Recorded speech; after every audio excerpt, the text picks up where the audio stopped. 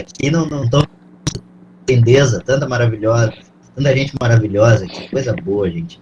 Uma galera já antiga, mas também uma galera nova. Fico muito feliz em receber tudo.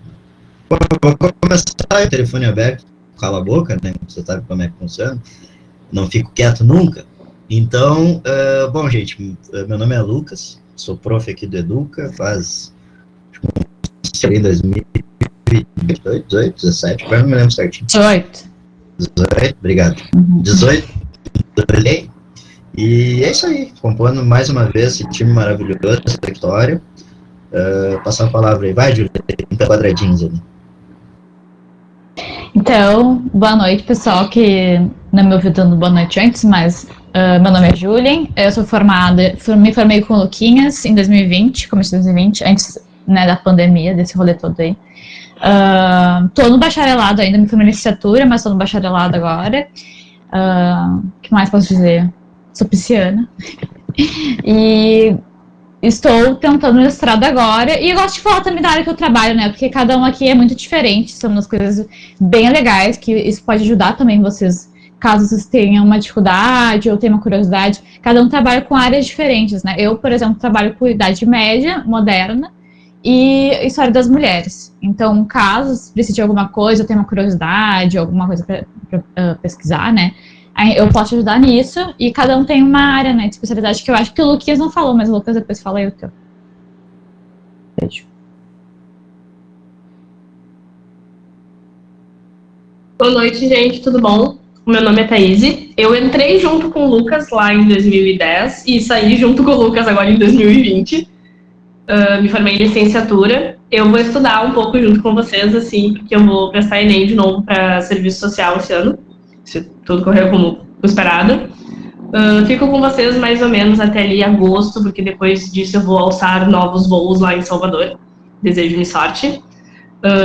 Espero que a gente some assim bastante nessa trajetória aí, nessa caminhada, e de áreas assim de conhecimento assim, né, mais que tenha mais facilidade, assim. Eu digo que eu não tenho uma especialidade assim que eu me dedique mais, mas eu tenho mais facilidades para a área de contemporânea, e eu estudo com mais afinco assim a cultura afro-gaúcha.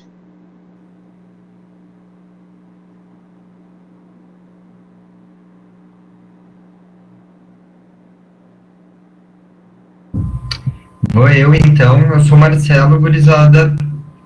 Acho que eu já me apresentei na primeira aula que a gente teve de apresentação lá. Sou formado na URGS também, fui colega da Thay, fui colega do Luquinhas, e estou no Educa desde 2019, tá? Gosto bastante de história do Brasil, mas gosto de história no geral também, tá? E sejam muito bem-vindos e bem-vindas.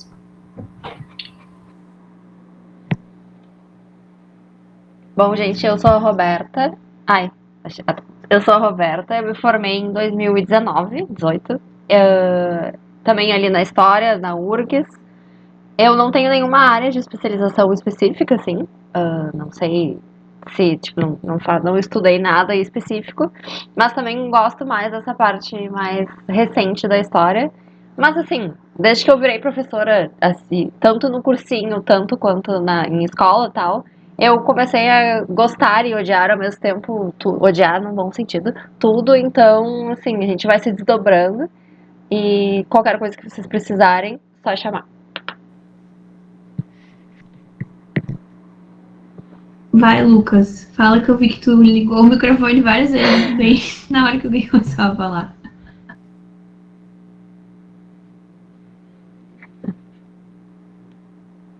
Não liguei, acho que Fala da tua pesquisa, tio. Bom, eu faço história indígena, hoje estou no mestrado.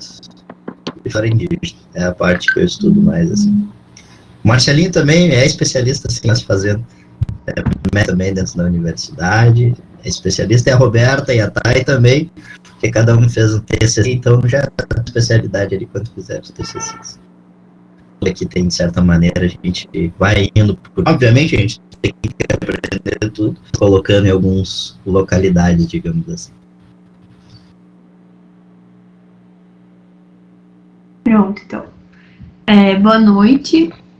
Meu nome é Manuela, vocês podem me chamar de Manu. Me chamar de Manuela é muito estranho, né? Eu entrei em 2016 com o Bruno, que não tá aí hoje, né? Me formei na metade de 2021.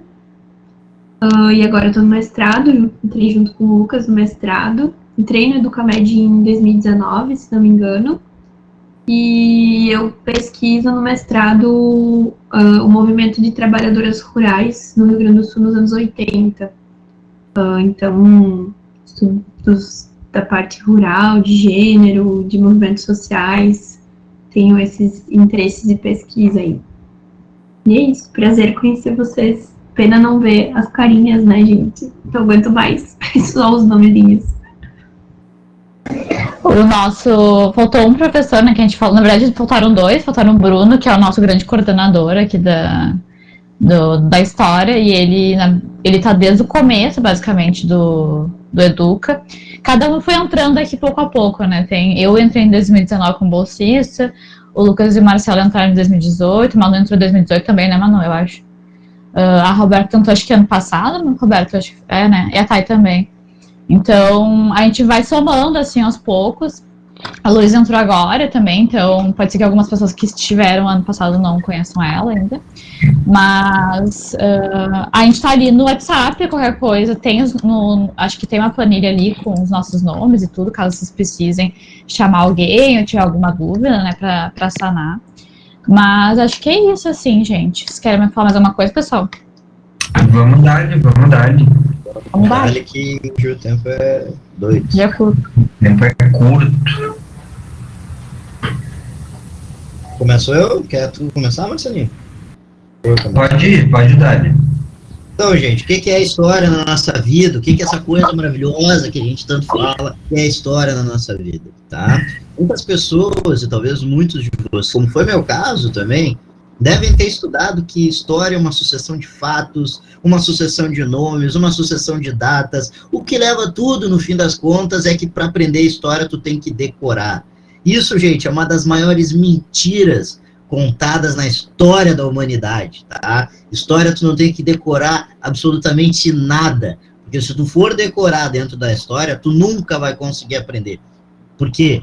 Porque é muita coisa, certo? É muita coisa que se exige. É humanamente impossível tu aprender 12 mil anos de história, certo? Que é o que exige as provas tanto do Enem quanto as provas da URGS em diferentes partes do planeta. No mínimo isso, nem contando com a ideia da pré-história ali, mas no mínimo isso, tá? Então pensem isso, gente, não decorem. Ninguém vai querer decorar. Vocês vão observar que, inclusive, dentro das nossas aulas e dos exercícios que vocês vão fazer, pouquíssimo vai ser trabalhado, perguntado qual rei, qual batalha, qual nome, qual guerra, ou coisa do tipo.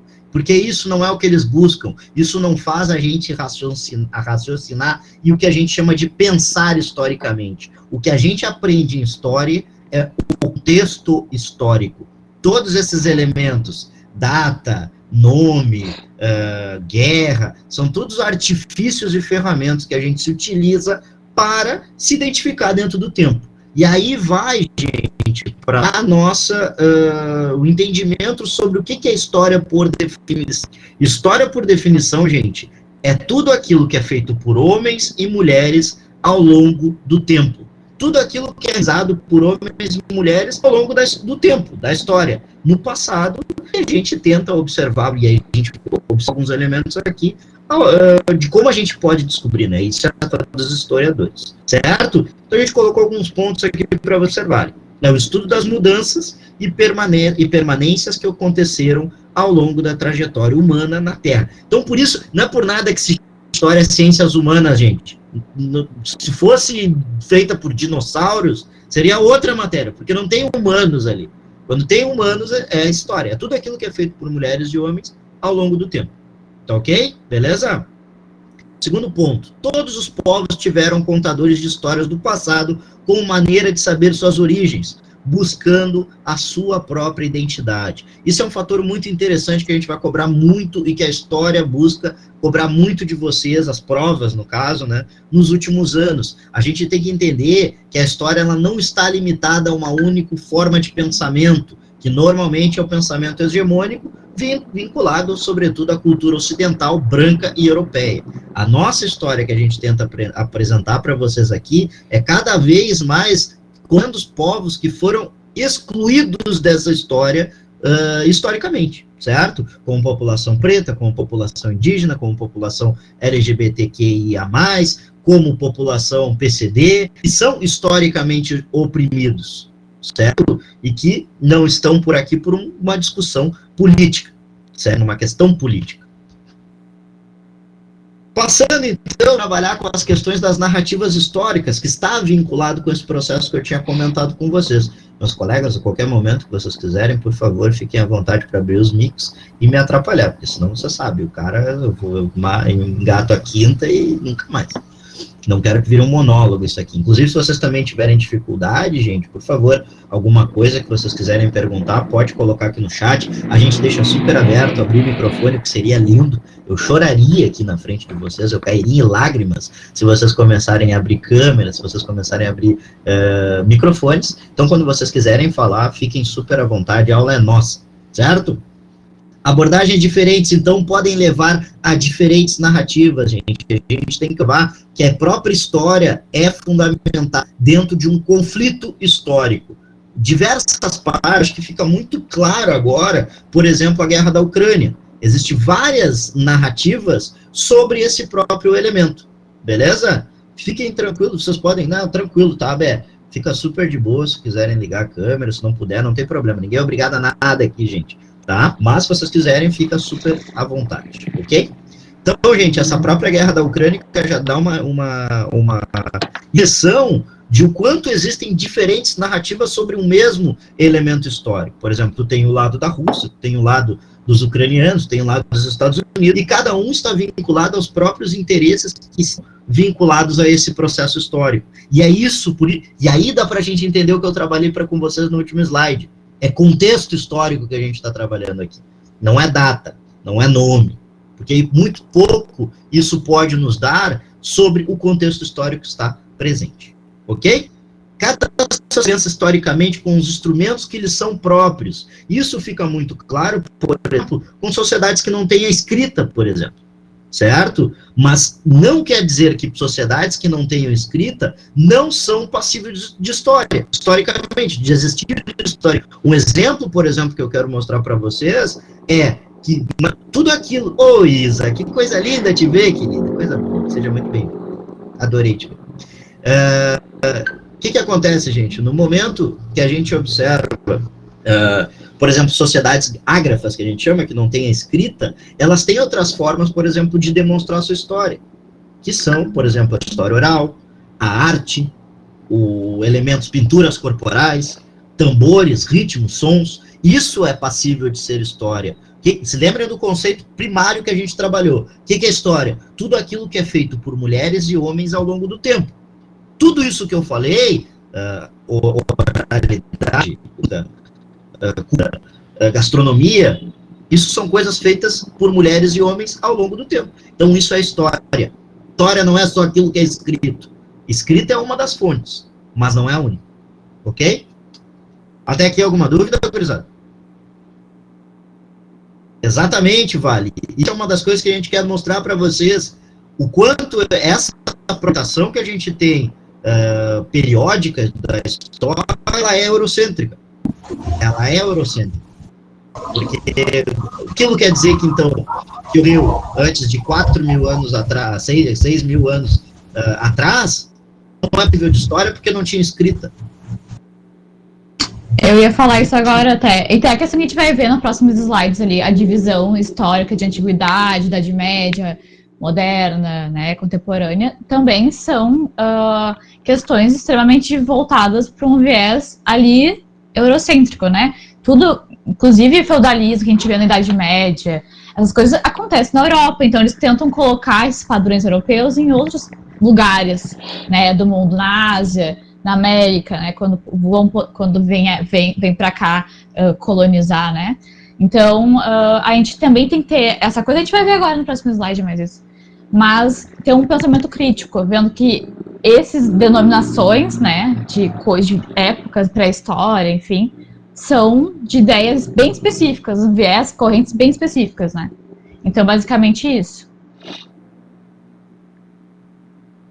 Valentina, minha prof de história no ensino médio, grande parte de nós, historiadores, detesta essa ideia de que é aliado e não com, na realidade, com o próprio conceito de história, né? Como vocês propriamente estão.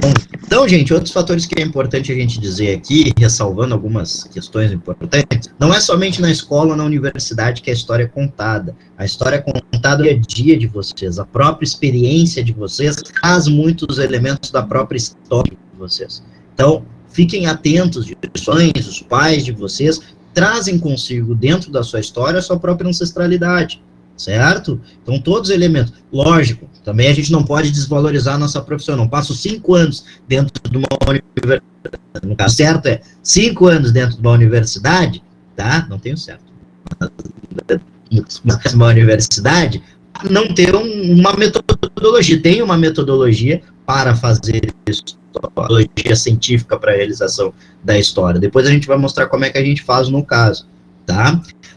Mas a história pode ser realizada ao longo do... Por quê? Porque mulheres fazem isso todo momento quando agem historicamente, certo? E aí, gente, isso vai em contra do que a gente comentou anteriormente. O perigo de uma única história, o perigo de uma história única, depois a gente até pode botar um videozinho para vocês, que está vinculado com essa forma de pensamento. A gente tem que cuidar para não cair num senso comum que é construído historicamente e socialmente de que existe uma única história, certo? Quando a gente fala Idade Média Europeia, o resto do mundo está rodando, gurizada, e esse resto do mundo está produzindo história, certo? Então vocês vão observar que cada vez mais a gente vai trazer para vocês aqui não só a visão europeia da história, mas que a história ela está vinculada a todo um sistema de diferentes etnias, diferentes populações e de diferentes cidades, certo? Já vamos falar sobre a linha do tempo, Nathalie. É muito bom que tu tocou. A gente pode observar, porque a própria linha do tempo é uma linha do tempo eurocêntrica, né? Ela é uma linha do tempo da história da Europa, no caso. Fala, Marcelinha. Toca a ficha, toca a ficha. Tu abriu o mic, daí eu pensei que tu queria dar uma palavrinha. Dá uma palavrinha, pai, eu gosto tanto de falei pra mim. Deixa eu ver o que vai aparecer aqui, não tá aparecendo ainda. Tempo Olha, histórico. gente, essa é a linha do tempo clássica, né, que ela surge no século XIX e que ela tem algumas denominações que são problemáticas. Os historiadores, por si só, já são chatos, tá? A gente gosta de problematizar o rolê. A gente gosta de problematizar o rolê, tá? Já comentaram aqui na aula sobre o conceito de pré-história, que, na verdade, é o maior período histórico, se vocês forem parar para analisar. Ele tem 200 mil anos, tá? Em comparação com 6 mil anos restante do que a gente chama de história, e ele é chamado assim porque não havia escrita, tá? Isso não quer dizer que não havia outras formas de fontes e vestígios que esse pessoal deixou, tá? Então, a gente tem, por exemplo, na França, a caverna de Lascaux, que deixaram diversos registros de pinturas rupestres. A gente tem aqui no Brasil mesmo, a Serra da Capivara, no Piauí, pinturas pré-históricas importantíssimas, tá? Foram desenvolvidas diversas técnicas de ferramentas, diversas inovações em cerâmica, que são chamadas de pré-história.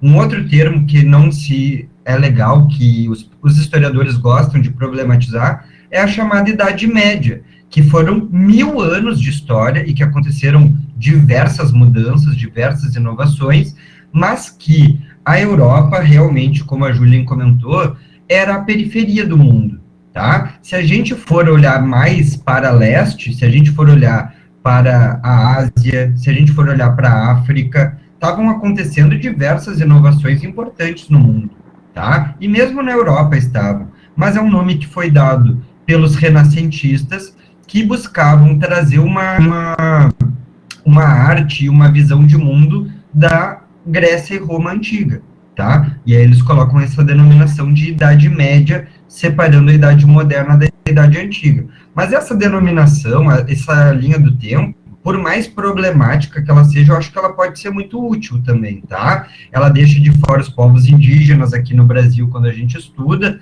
mas para nossa organização mental, eu acho que ela tem coisas positivas que a gente pode ter como padrão para analisar algumas coisas, tá? Então, vou passar a bola para os meus colegas para a gente seguir. Só quero comentar também, porque a gente tá aqui detonando, né, que a gente chama de história quadripartite, né, porque tem essas divisões, mas a gente acaba baseando nossas aulas no cursinho nela, né, gente? E não é por hipocrisia, tá?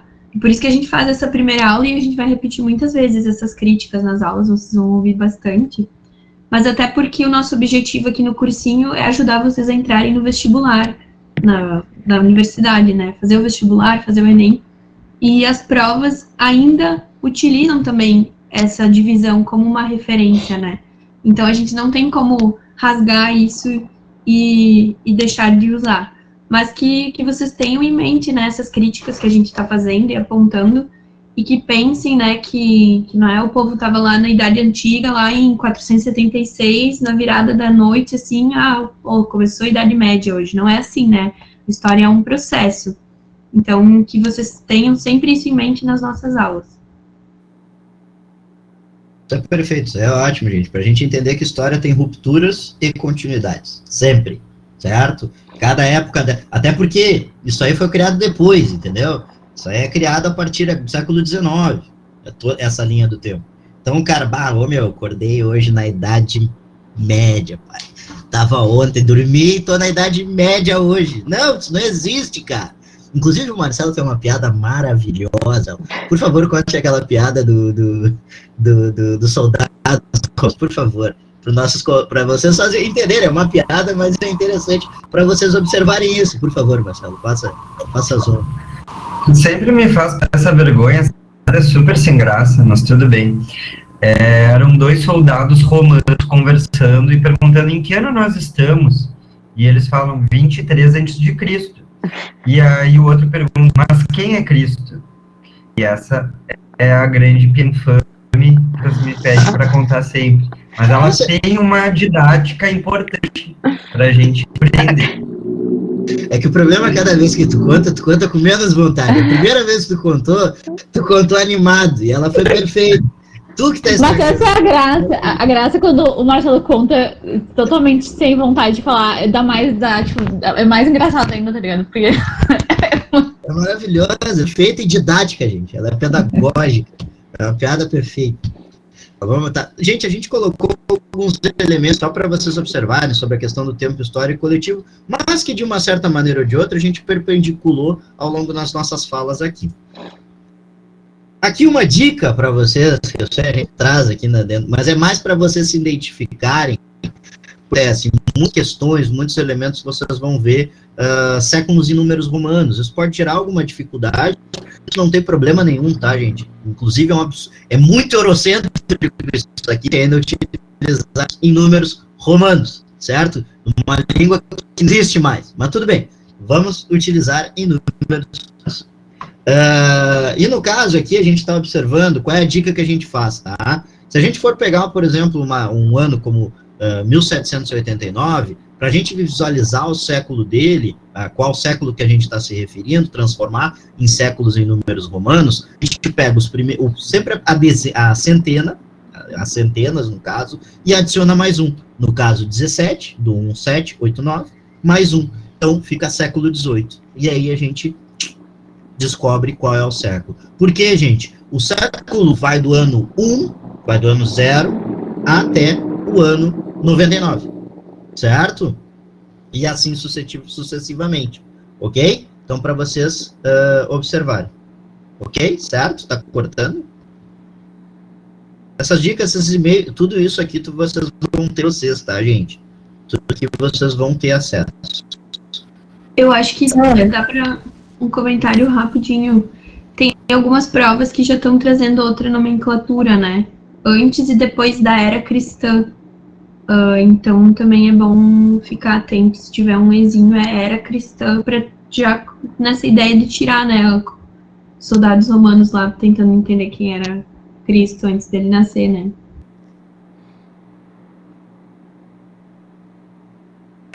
Oi, eu queria fazer uma pergunta. Claro, por favor. Por favor, Que velho. na aula de história, a minha professora disse que o século começava, tipo, em vez de começar no 100, começava no 101. Não Exato. exatamente no 100. Ah, tá, só Exatamente. pra mim foi confusa. Isso mesmo. Como é o século I, ele começa do 0 ao 100, entendeu?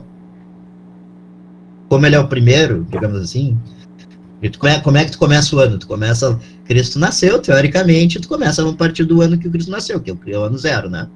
Então não é o ano 1 vai se completar no fim. E é mais ou menos essa a ideia. Então, por exemplo, o século 2 vai ser de 100 a 200. Certo? Entendido? Entendi, obrigada. Beleza? Ó, Guilherme, que perguntou ali também no chat, o século 2 seria a partir de 100, tá? 101. 101, porque... Exato. 101. Então tá certo ali. Aqui ali tá escrito no ano 100 a 199, por exemplo. Seria 101. Seria 101. Seria 101. Ah, depois a gente Seria corrige, 100. então. A gente tem que corrigir. A gente tem que Tá. corrigir. A gente que errou. Nem os historiadores sabem, viu? O que acontece? O historiador vai quando vai mexer com o número, faz umas bobagens de 10 reais. Mas Exato. é comum. Mas é pra isso, tá, gente? Tanto sobre as duas primeiras dezenas, ou a primeira dezena, tipo 988. Tu pega o 9 mais 1, século 10. Então tu já te acerta. Não tem erro. Tá?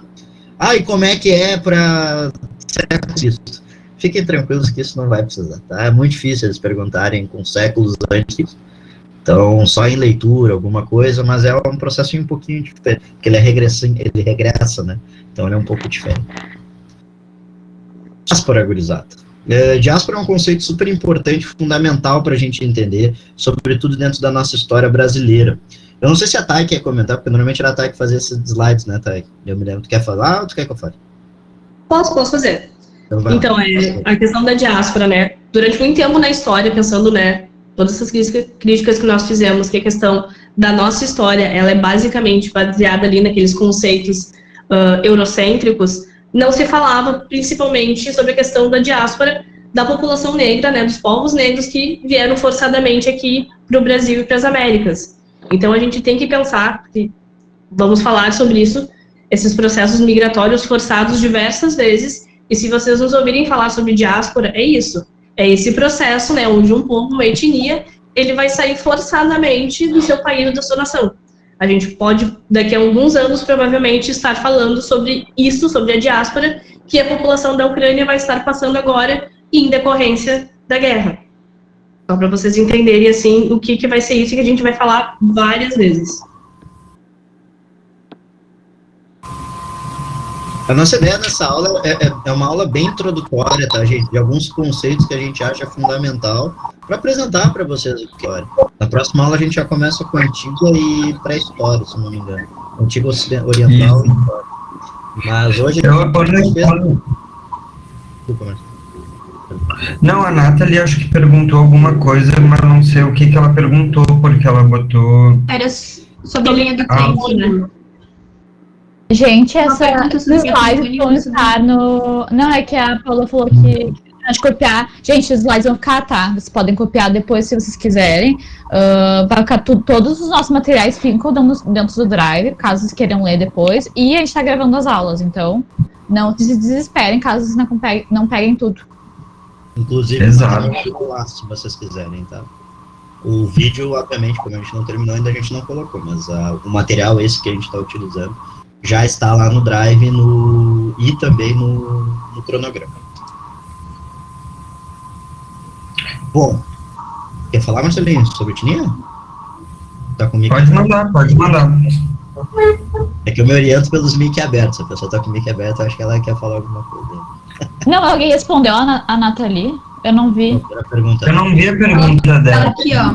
Sobre patrimônio, eu acho que é a próxima sobre fontes históricas, basicamente. Eu acho que é o próximo slide. Tá, então acho que a gente vai... Peraí que eu achei aqui no chat. Só um minuto. Foi a Nicole que perguntou se os patrimônios também seriam maneiras de contar a história. Sim, e tem uma discussão gigantesca, tem uma área toda dentro da história sobre isso. Em algumas aulas a gente vai trazer algumas questões.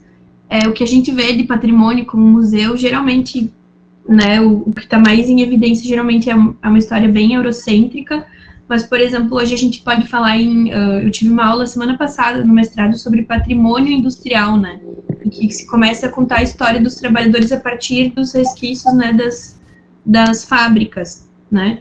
Então, é uma história que começa a pensar outros sujeitos, mas sim, patrimônios tem isso. E a Nathalie podemos dizer que de uma linha do tempo dentro dela, a história pode ser ensinada de pontos de vista diferentes, como, por exemplo, o descobrimento do Brasil, lá em Portugal, não deve citar os fatos como aprendemos aqui. Sim, tu pode criar uma linha do tempo a partir de qualquer ponto de vista, uma linha do tempo da história das mulheres, dos indígenas, da história do Rio Grande do Sul, da história de Portugal, o Brasil vai ser secundário, depende do que tu quer entender, do que tu quer aprender, né, historicamente falando. Mas sim, a linha do tempo, na verdade, é mais uma ferramenta pedagógica do que outra coisa. Acho que é isso, né? E também, acho que não só pedagógica, mas ela pode ser utilizada para contar histórias de modos diferentes, né? Minimizar coisas, contar de um lado, né? Que tem aquela coisa de contar do lado do vencedor. Por exemplo, Portugal, eles provavelmente vão ter uma visão totalmente diferente do que a gente tem aqui, porque nós sofremos, né? A população sofreu, enquanto lá, né? Que nem a piadinha, cadê nossos ouros? Levaram nosso ouro, levaram pra lá e tudo mais. Então, várias coisas que dá para falar sobre narrativas aqui, né? Narrativas contadas por cada país para se beneficiar e criar também os próprios mitos, né, heróis, etc, né? Então, a gente também tem isso no Brasil.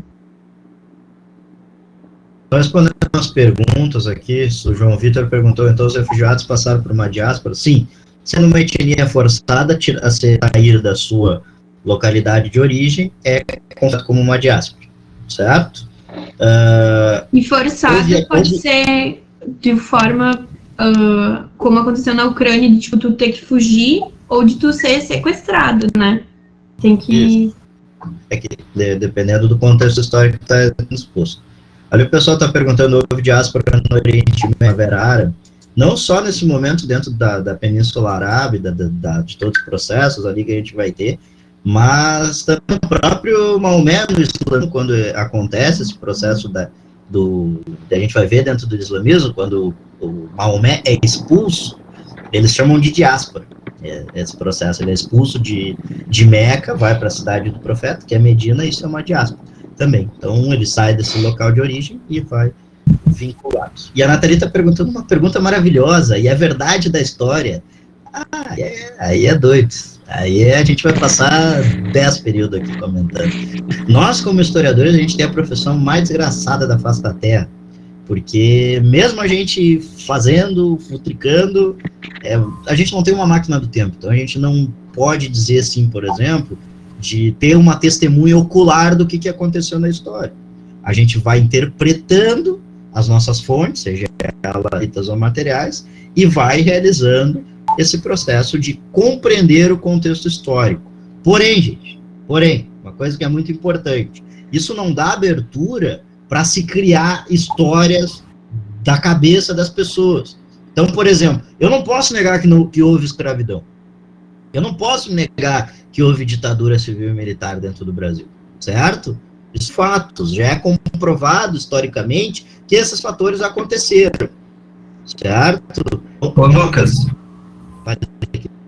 só passa o próximo slide, que eu acho que fala de fontes, que é bem exatamente o conteúdo que tu tá falando. Porque o que a gente trabalha sempre passando, chega na fonte, porque o que a gente trabalha é sempre com vestígios do passado, gente.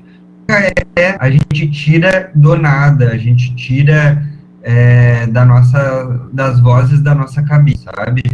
A história sempre tem fonte para se utilizar como embasamento, tá? Então, isso é importante. Essa é a nossa verdade, está no método que a gente usa para analisar essas fontes, tá? Nem todo historiador tem os mesmos métodos, mas a verdade está em demonstrar esse método de maneira clara para as bancas de avaliação e para os nossos pares, né? Para as pessoas que estão criando.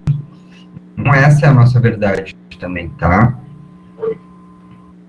Eu só falhando, como o Marcelo estava comentando, gente, tudo aquilo que é produzido pela humanidade é uma fonte histórica, como a gente tinha elaborado. Essas fontes históricas, elas podem ser tanto material, ou seja, como algo palpável, algo físico, como imaterial, como, por exemplo, todos os elementos de cultura, certo? Músicas, gastronomia, e a própria oralidade, as histórias, a ancestralidade, os costumes, isso é transmitido historicamente. E tudo isso pode ser analisado historicamente. Dá um trabalho desgraçado, tá? Mas dá para ser analisado historicamente.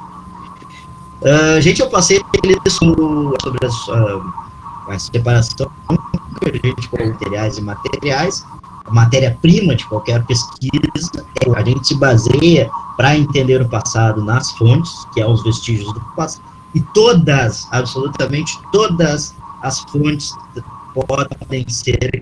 mas ele escreveu, então é aquilo que aconteceu. Não, essa pessoa pode ter escrito com algum intuito de prejudicar alguma pessoa, alguma coisa do tipo. Pode ter feito fofocas, inventado questão. Então, uma fonte histórica material, ela não quer dizer que ela é mais verdadeira do que a outra, ou mais confiável que fontes imateriais, certo? Tanto uma quanto a outra podem ser burladas. Mas como é que a gente sabe? Para isso que existem historiadores, gurizada. Contratem a gente, se tiverem algum problema. É para isso que a gente se forma. E aí tem toda uma metodologia, todo um elemento vinculado a isso. Galera, a gente passou por classes sociais ali, que outro é um contexto importante, mas classes sociais vai perpendicular praticamente todas as nossas aulas durante esse ano. Então, a gente próprio vai conseguir, eu estou preocupado com o horário, porque já passou para vocês irem para o recreio, para o Gigabyte, para escutar o show da Vagabanda depois, e aí eu não quero prejudicar vocês dentro desse processo. Lucas, eles nem sabem o que é Vagabanda. Não acaba com o meu coração. Eles não sabem o que é Gigabyte. Não acaba com o meu coração, não me deixa me sentir Amigo, mais... é verdade. Gente, só pra vocês entenderem, né, é coisa da Malhação, tá? Se quem não viu... Anos atrás. A gente ficou alguma dúvida? Melhor temporada de Malhação. Claro, todo mundo conhece o Gigabyte. Mocotó. Uma frase que eu gosto de usar, que é de um historiador que a gente lê na faculdade, e eu acho importante, é que a história serve também para a gente lembrar o que as pessoas querem esquecer, tá, gente? Então, tem vários momentos traumáticos do século XX, principalmente, que a gente vê, mas não só, né? Vários momentos na história que as pessoas não querem comentar e tal, mas que é importante a gente lembrar para muitas vezes não aconteça novamente. Tá? Então, acho que é uma frase que eu gosto de usar sempre, assim, no início das aulas. Bom, gente, já o recreio de vocês, no intervalo de vocês, ficou alguma dúvida, alguma coisa que vocês querem tirar? Saibam que sempre, absolutamente sempre está aberto nossos canais de comunicação, vocês podem entrar em contato com qualquer um de nós, tá? Que esse seja proveito não só para nós, como é todos os anos educa, mas para vocês também, como um período de transformação na vida deles. E contem com a gente com esse processo. A aula só é feita com vocês junto, certo? A aula não é minha, a aula não é da Manu, não é da Beta, não é da Thay, não é do Marcelinho, é só nossa. Só nossa. Tá? Então vamos em conjunto esse ano. E tamo junto, cara. Tá gravada essa aula já, quem quiser depois, quem à vontade. Ao longo do semestre a gente vai largando exercícios, as coisas legais, vocês vão aprendendo. Vamos mandar vídeo, a gente vai incomodar muito vocês ainda esse ano. Que é o que a gente mais gosta de fazer. Mas é recompensativo. Nossa, e se essa aula for um termômetro pelo que vem no semestre ali, eles vão tirar nosso couro, né? Umas perguntas... Vieram bem demais. E é assim que a gente gosta, viu? Pra vocês. Eu tô empolgadíssima. Gente, vamos liberar eles, tadinhos, que eles tem que falar uns 5 minutinhos, né? Mas quem quiser pode falar sobre Rússia e Ucrânia, hein? Deus, gente, boa noite pra quem tá saindo, né? Gente, mas podem ficar se quiserem debater com a gente. A gente fica normalmente um tempinho para vocês se tiverem uma dúvida, fiquem à vontade. Vamos ver se a Jenny tá aí ainda, querendo saber. Boa noite, Lu. Fazia um tempinho que eu não vi aí. Boa noite. Beijo, tava com saudade. Já tava com saudade das velhas amizades. Boa, Sara. Deixa eu ver. E aí? Oi. Oi. Oi, Jenny! Oi. Saudade, menina. Como é que você tá? Tá. É que meu fone tinha parado de funcionar, voltou. Então, tudo bem com vocês? Tudo ótimo. Tudo ótimo. Meu fone ainda tá sem funcionar.